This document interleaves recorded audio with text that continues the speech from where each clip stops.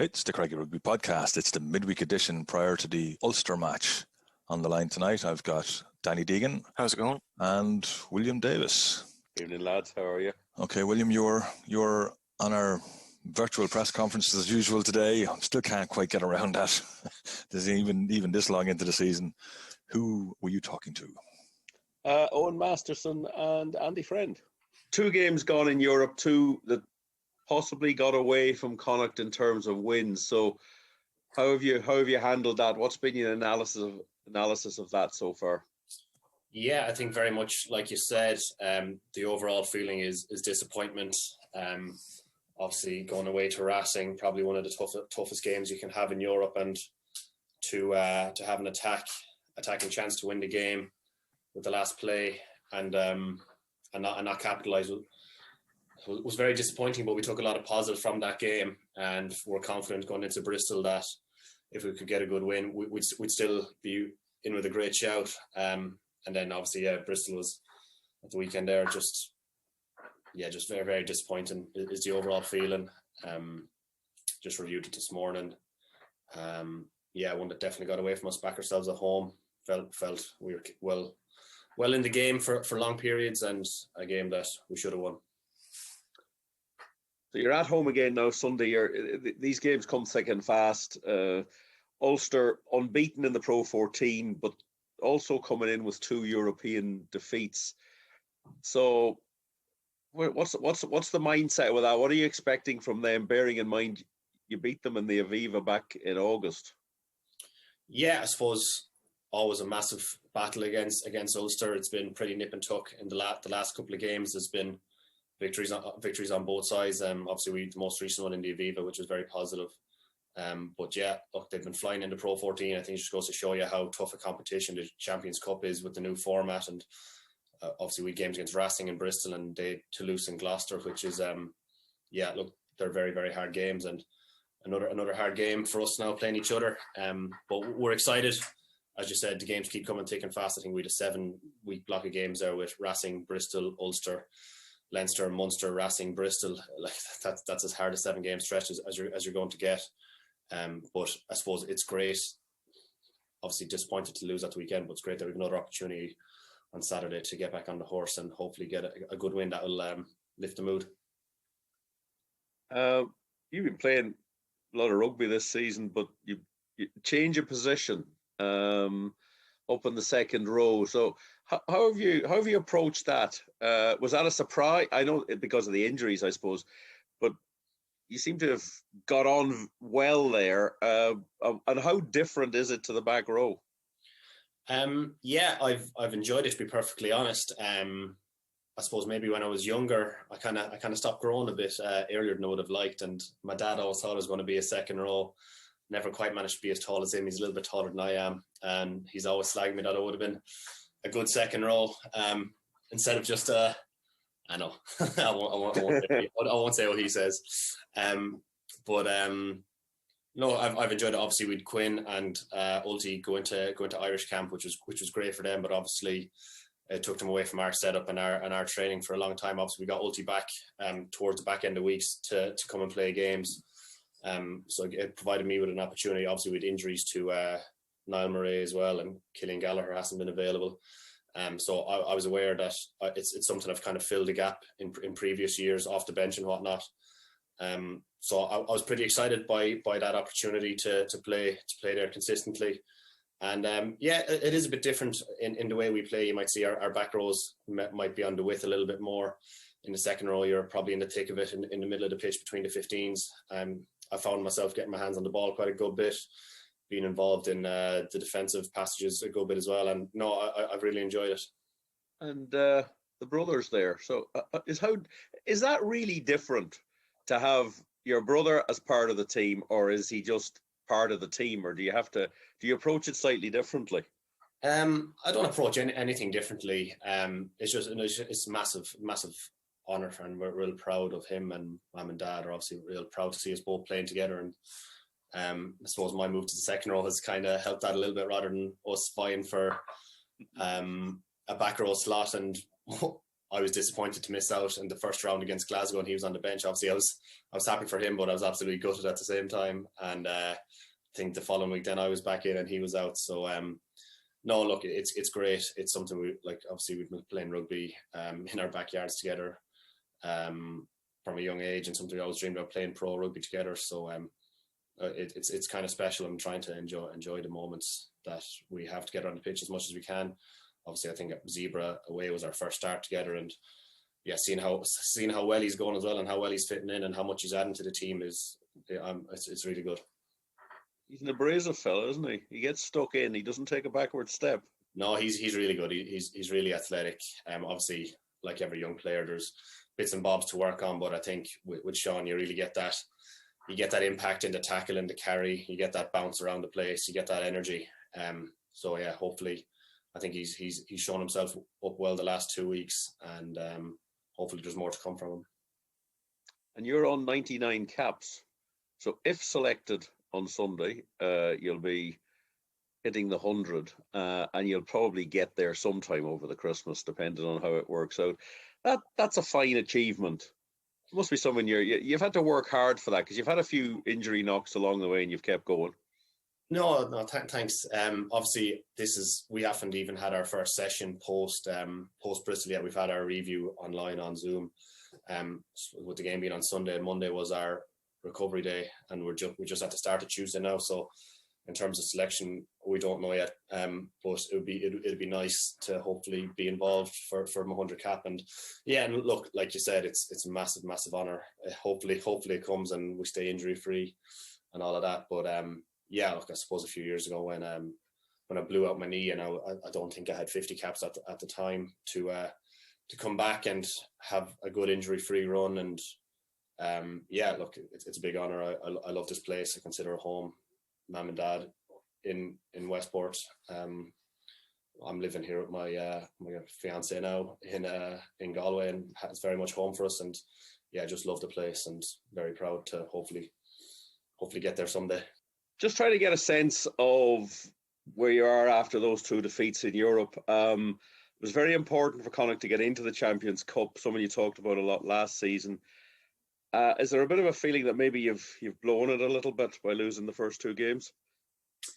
Yeah, there is. We were disappointed with Racing, albeit courageous, all of that stuff. But that doesn't get you points on a board, so that was frustrating. And then coming out of Sunday night, we had opportunities, mate. We didn't take them, so it is very disappointing that we sit here today, and one would suggest that our Champions Cup chances are very, very slim at the moment.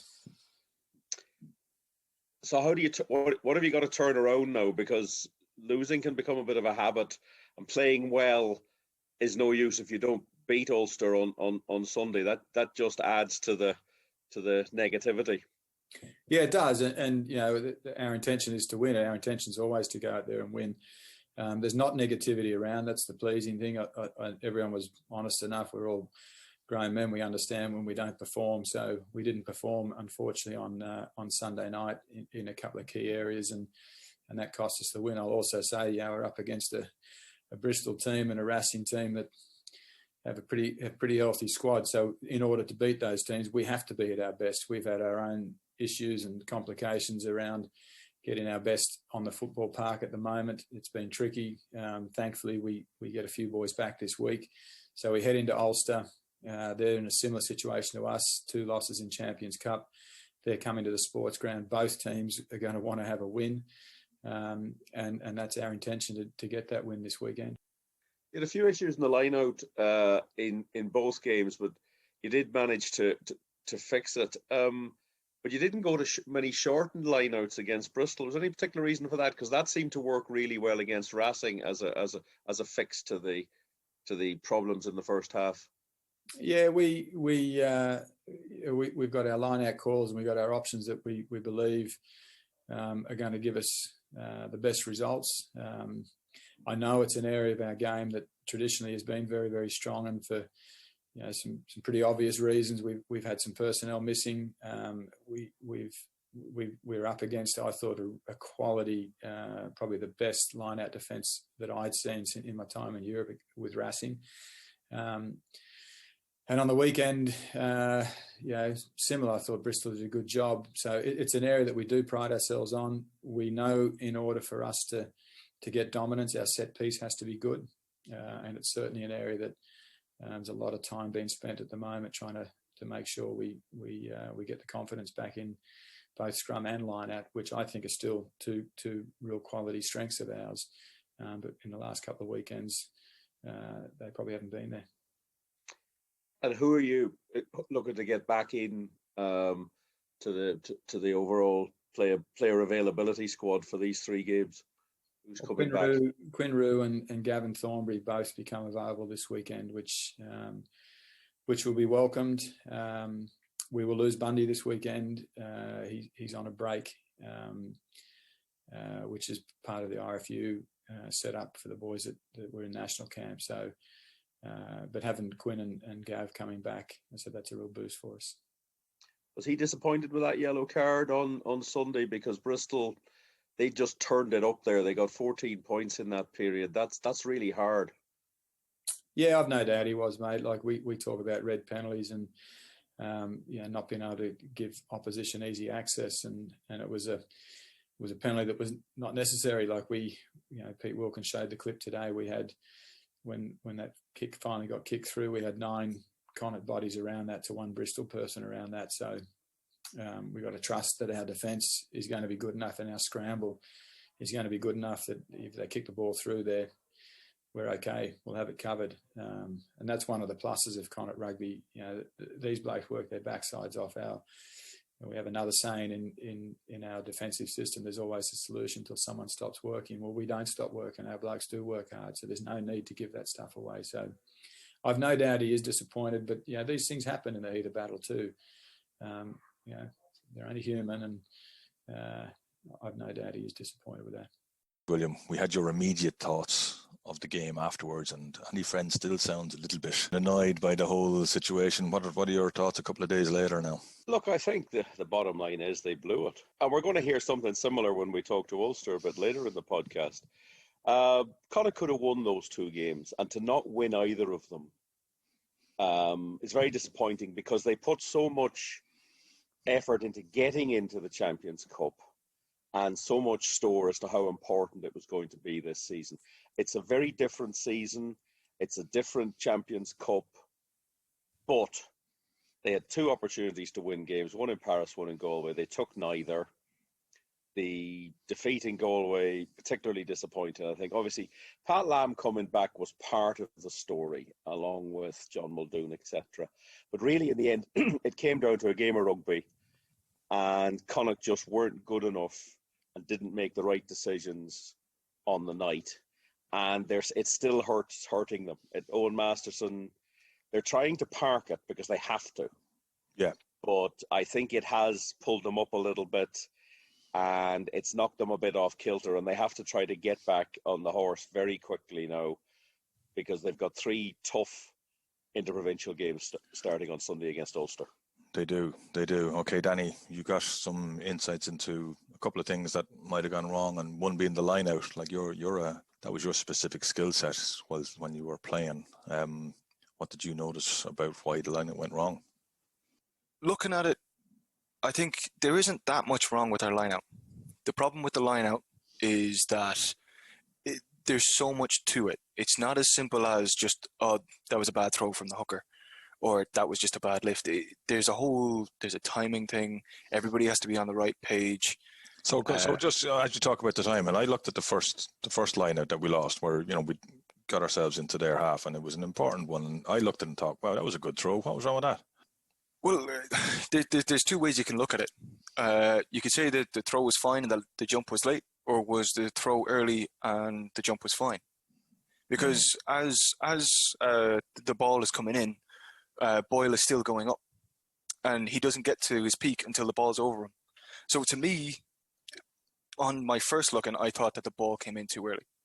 Okay. And so that's just a timing thing. That's something it's just sit down into on the practice ground. They get their timings right. They get their little nods. They get their little, like, who initiates the time. Like, the call goes in. Dennis Buckley runs up, talks to Hef. So how did they communicate that last little bit? I assume everyone has their own little way of doing it. Well, you tend to have this is where the line-out caller comes in.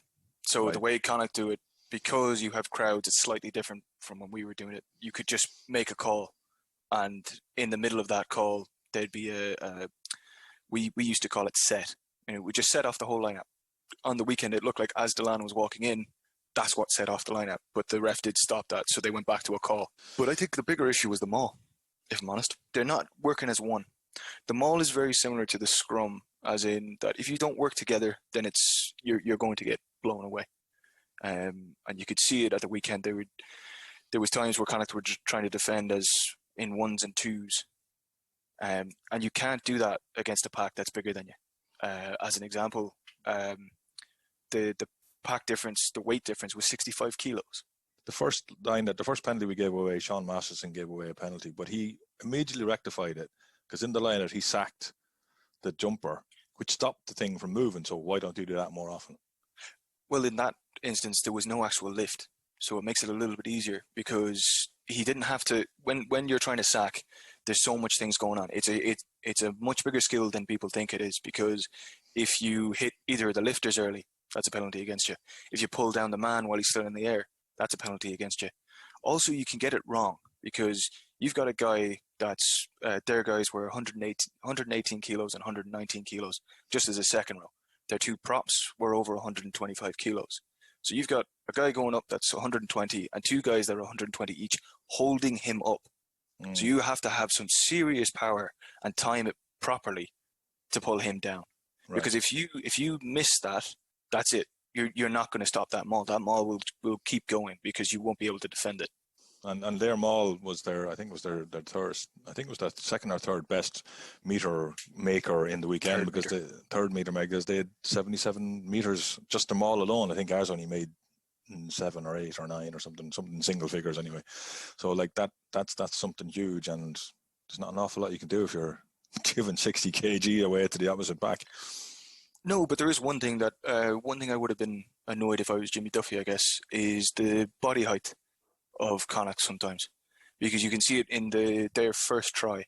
They come down and just completely go because Connacht don't have the right body height. If you're coming up against a team and you want to try and stop them and you're not going to sack them, you have to get lower. That's the only way you're going to beat them. Okay, fair enough. Good stuff. And William, then you were mentioning, some of the decision making. I suppose the big one being Paul Boyle's near the end.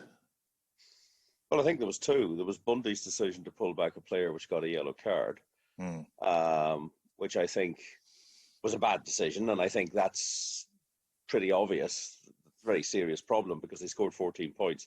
The second one was Paul Boyle, and it's interesting. Andy Friend in the press conference today, in the greater press conference, talked about that, and he said, I backed the decision on the field, and I still back the decision on the field, but we will at a later stage discuss what other options were available. So right. He's basically saying you can't second guess a captain on the field. No. But what you can do is sit down and say, but why did you make that decision? And do you think now that it's the right decision? And I suspect he doesn't, because...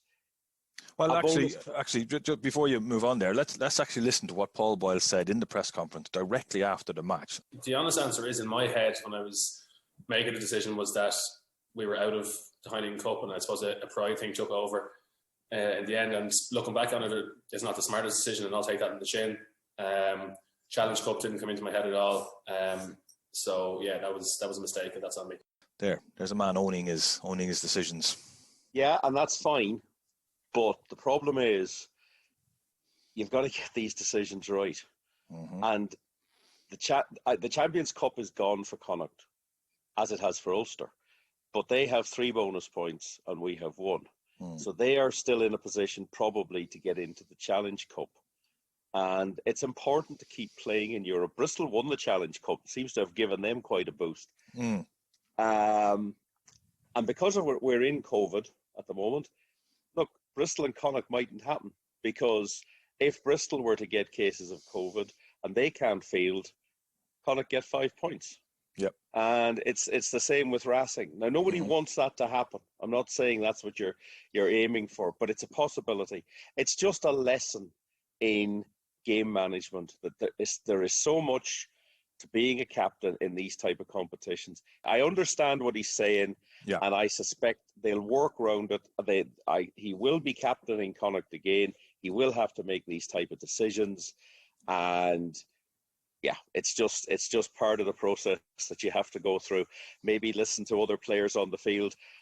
It's suggested that other players were suggesting, let's take the 3 points. Yes, there is a former captain who was from the back line who was pretty vocal about wanting the 3 points and was pretty unhappy when they weren't taken. Okay, let's take a quick break. We would like to thank all our patrons for their support in helping keeping the podcast going. If you would like to help ensure that we can keep providing the most comprehensive coverage of Connacht rugby, you can do so by logging on to patreon.com/CraggyRugby, and for less than the price of a cup or a pint a month, hit the join button. You can also spread the word about our podcast to anyone with even the faintest interest in Connacht rugby and asking them to have a listen. You can let us know what you think of our coverage by contacting us on our Twitter handle @CraggyRugbyPod, or by sending an email to CraggyRugby@gmail.com. You can go to CraggyRugby.com to listen to our back catalogue of over 300 episodes that cover the last 5+ seasons of the highs and lows of not only the Connacht men's professional team and the Eagles, but also the exploits of the Connacht women's team in the Interpros. Remember, you can listen to us on your favourite podcast player by asking Alexa or Siri to play a Craggy Rugby podcast, or you can now even get us on YouTube. Just search for Craggy Rugby. Right, let's move on to the big game at the weekend, the game against Ulster. Just before we actually talk about it, William, any injuries? Any update on Wotton? Because he left the field? He's having a scan. Okay. And so it could go for him or against him. Eoghan Masterson had a scam. He didn't have a scam. Eoghan Masterson had a scan after that horrible knee injury and was back playing. So we hope the same for Alex Wotton. Quinn Rue and Gavin Thornbury will be back for selection. Bundy Aki will definitely not be available for selection. He's on IRFU rest after internationals. William, you're actually talking, and we're going to hear that in a couple of minutes, to Dan McFarland. Did you have anything of interest to say about the match of the weekend? Quite a lot. He had quite a lot to say about the 2 defeats in Europe. It was Jordy Murphy who actually, when we spoke to him, he was the first player up, said, are you aware, or did Dan talk about the fact that we were told today that Ulster haven't won an away interprovincial since they beat Connacht in December 2015? Which was quite interesting because Dan McFarland didn't talk about it, but Jordy Murphy, it obviously stuck in his head. Yeah. Because it was obviously a central part of their discussion. That's a long, long time not to win an away interpro. We know all about that. We do, but 5 years for Ulster, they know they have a big job on here, and he alludes to it. He's obviously, most of the press are Northern Ireland based. There's written journalists, there's TV, and he wasn't buying anything into the fact that Connacht had lost their 2 games in Europe, because he pointed out that Ulster had lost their 2 games in Europe. And they don't. Coming here, he sees as a massive challenge. He didn't use the word opportunity. He just kept talking about the challenge. He seems to have them convinced that it's going to be a 50-mile-an-hour wind and hailstones, which I can't quite see myself, but I don't know what weather forecast he's looking at. And he says it'll be a game for the purist. And yeah, this is going to be a proper old interpro scrap. Another stat for you is Ulster have not lost 3 games in a row since Dan McFarland took over as coach. That was pointed out to him. Right. Wow. That's a good one. That's a good one. The pressure's on, and those wins in Galway that Connacht have had, Danny, they tend to be entertaining. Yeah, there's been four home games for Connacht against Ulster since since Ulster last won down here, and Connacht have scored a minimum of 20 points against Ulster in each of those games. Wow, that's not something we do very often. No, it's. I think it's set up for a fascinating evening. Yeah. Two teams on a rescue mission, two head coaches who are not happy with where the world is at the moment. Okay, well, actually, let's have a listen to what Dan McFarland had to say, and we'll hear how he feels. Strikes me this is going to be a bit of a high-pressure game for both sides, both coming in with very disappointing situations out of Europe, and both with a lot of little small things to correct. So what are you expecting from Connacht? They've changed the way they're playing a little bit this season, and you did play them at the Aviva back in August. Yeah, look,